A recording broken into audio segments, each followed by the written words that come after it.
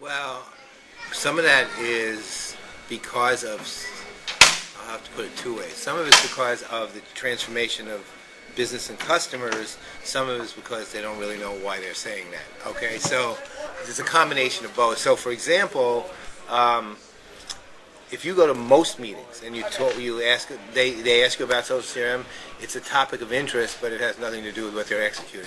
Okay, it's just something of interest. Meaning, okay, we understand our customers different.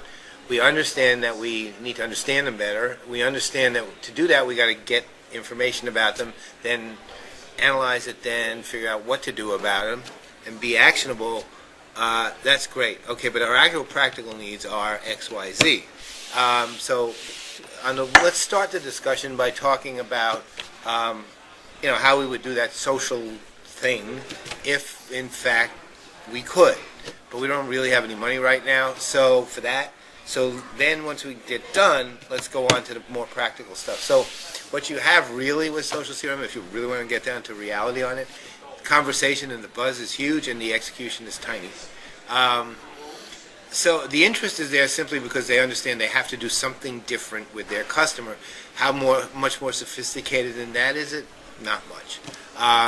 They know their customer is talking about them, and they confuse social media and social CRM all the time, by the way. I mean, don't forget that either. So, I mean, while I think social CRM is a valid programmatic area and a valid umbrella term and a valid strategy and something that actually at a certain level you really have no choice but to consider, I don't think people are actually understanding it all that well yet. And I think we got a long way to go when it comes to that.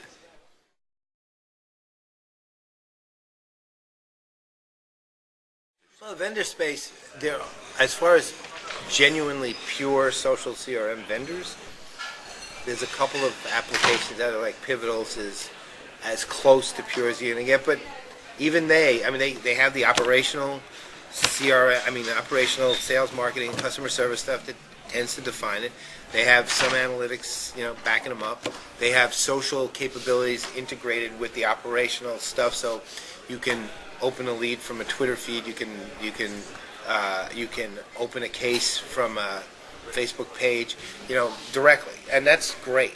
Their weakness as an application is, of course, that they're only on premise, and thus they're forgetting one major part, which is the delivery component of social CRM, and CRM in general at this point. That's one thing. So you find a few vendors who do things like that. For example, Oracle, who did what they did, they're really more enterprise to oak and enterprise collaboration, although they, on their marketing stuff, they're very much social CRM-ish. So you have a lot of component pieces of social CRM, but not hardly. Other than maybe Pivotal, there's no vendors who are fully integrated, and even Pivotal really doesn't have, fanatically good marketing to speak of. I mean, it's not like it's a great marketing app, So basically, the way social CRM is tending to take shape is not the way you would expect it given CRM's history. Rather than suites, we're seeing best of breed integration. So you see Lithium will integrate with Salesforce. I mean, there's no question. Look, I love Lithium. I do. I absolutely love Lithium. I love Jive. I really do. I love both companies. They're not social CRM companies. They have no operational capacity at all. And, when push comes to shove, the word CRM is in there, right? And consequently, that means sales, marketing, customer service, operational, transactional, and customer databases and all that stuff has to be in it, right? Because that's the foundation of CRM, and social CRM is an extension of that. So they don't do that. Okay, they're community platforms, and they're really good ones. They're great ones, but that's what they are. So the vendor landscape is kind of, as much as I love Gartner, and I do, I really like the company, I don't agree with their social CRM landscape, according to the Magic Quadrant.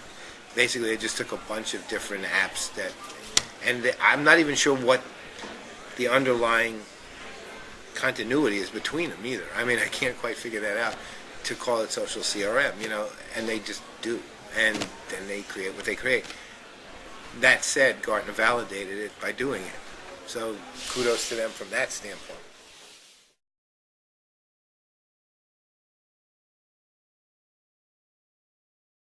Oh no, actually they're already committing the same exact mistakes. It's like no different, whatever. It's still a technology to them. Right now, social CRM to most. It's why I was so emphatic 3 or 4 times on program and umbrella term, program and umbrella term, program and umbrella term. You can't. Right now, a holistic social CRM strategy only exists one place that I've seen, and it's even that it's not entirely truly social CRM, which is Procter and Gamble, and they don't call it that anyway. But right now, what it really is, I think where it's going to go, I should say, is it'll evolve from being seen as the technology of social CRM to a program. Here are the components of things. Here are the things we have to do to engage our customers. Customer engagement strategy is a lot easier to understand, right, than social CRM really is. I mean, it's what I was kind of hinting at today, where I was saying that people were fighting over the definition for alpha dog reasons. So, and that really all that did is muddy the waters, and most of the definitions were stupid. So you had all this garbage from people who were writing junk, but the reason they were writing it was to position themselves as the leader. I mean, put it this way. If that's what on your tombstone is, I was number one in social CRM, you're pretty pathetic.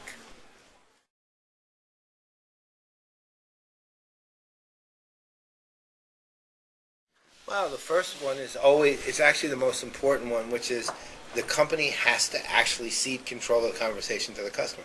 Literally, they have to do that. They have to They have to be able to say, "Look, we get the fact the customer will now be able to harm us or help us completely outside of our control or even knowledge potentially." Number one, and number two is they will be doing this in channels that we don't own, and they have to be willing to say, We get that and we'll proceed accordingly. That's a giant cultural change because, what's the key to traditional marketing? Controlling the message, right? The key to customer service, controlling the case. The key to sales, right? Controlling the opportunity. I mean, control by the company over the customer interaction or transaction has always been the historic key to the way they function culturally. Now they have to say, our customers are functioning quite differently now. And we need to respond to that. That's a very big change. If they can pull that one off to start, well, God bless them if they can. Boy, I'll tell you. It's not going to be easy, but some are. Some are trying, but most companies are not willing to give up that easy.